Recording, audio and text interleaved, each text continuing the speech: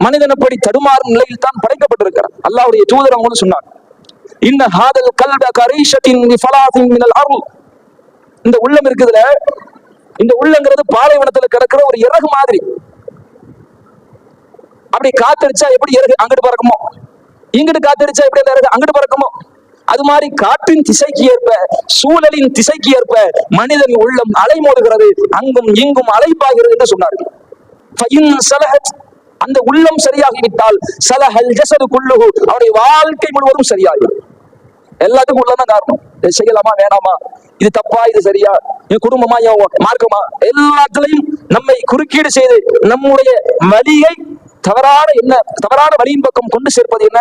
எண்ணம் தானே, நம்ம நினைக்கிற யோசனை தானே, சிந்தனை தானே, சிந்தனை தானே செயல் வடிவம். அதைத்தான் அல்லாஹ்வுடைய தூதர் சொன்னாங்க, இன்னமல் அமாலு பின்னியா, உங்களுடைய செயல்கள் எல்லாம் எண்ணத்தை பொறுத்து. நினைச்சு அதை உருவோட்டு மனசுல திரும்ப திரும்ப யோசிச்சு பார்த்துதான் மனுஷன் ஒரு முடிவுக்கு வர்றான், செய்யறான். அப்ப அந்த உள்ளம் தான் மனிதனுக்கு பல தடுமாற்றத்தை குறிக்கிறது. அது சரியாகிவிட்டால் சலஹல் ஜஸது குல்லுஹு, அவருடைய ஒட்டுமொத்த வாழ்வும் சீராகி விடுகிறது. அது சீர்கட்டால் ஃபஸதல் ஜஸது குல்லுஹு, அவருடைய ஒட்டுமொத்த வாழ்வும் சீர்கட்டி விடுகிறது. இந்த அல்லாஹ்வுடைய தூதர் அவர்கள் நமக்கு அழகான முறையில் உபதேசித்ததை பார்க்கலாம்.